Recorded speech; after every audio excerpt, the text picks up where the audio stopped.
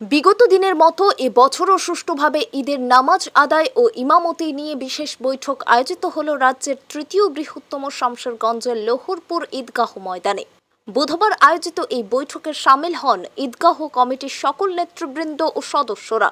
উপস্থিত ছিলেন লোহরপুর মাদ্রাসার শাইখুল হাদিস মৌলানা নুরুল ইসলাম কাশেমী সহ অন্যান্য শীর্ষ বেশ কয়েকজন আলেম। এদিনের বৈঠকে ঈদগাহ কমিটির পক্ষ থেকে ঘোষণা ও সিদ্ধান্ত হিসেবে স্পষ্টভাবে জানিয়ে দেওয়া হয়, এবছরের ঈদুল ফিতরের ইমামতি করবেন বর্তমান লোহরপুর মাদ্রাসার হেড মুদাররেস মৌলানা নাসিমউদ্দিন রহমানী। উপস্থিত থেকে তাকে সহযোগিতা করবেন মৌলানা নুরুল ইসলাম কাশেমী। পাশাপাশি ঈদুল আজহার নামাজে ইমামতি করবেন শাইখুল হাদিস মৌলানা নুরুল ইসলাম কাশেমী। তাকে সে সময় সহযোগিতা করবেন মৌলানা নাসিমউদ্দিন রহমানী। এদিনের বৈঠক শেষে কি জানিয়েছেন লোহরপুর ঈদগাহ কমিটির নেতৃবৃন্দ ও মৌলানা নুরুল ইসলাম কাশেমী, চলুন শুনে নি। Dinesh Saha report, NTV WB. আমি মোহাম্মদ নুরুল ইসলাম কাশেমী, শাইখুল হাদিস, লোহরপুর মাদ্রাসা। আজকে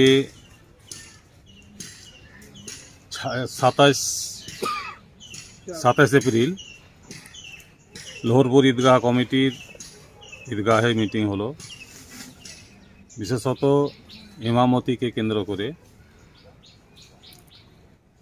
তো ঈদগাহ কমিটি এই সিদ্ধান্তে পৌঁছিলেন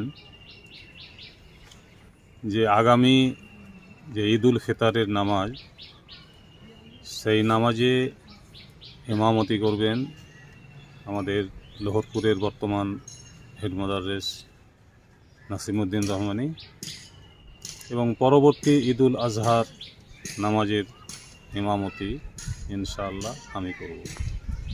এই সিদ্ধান্ত হয়েছে।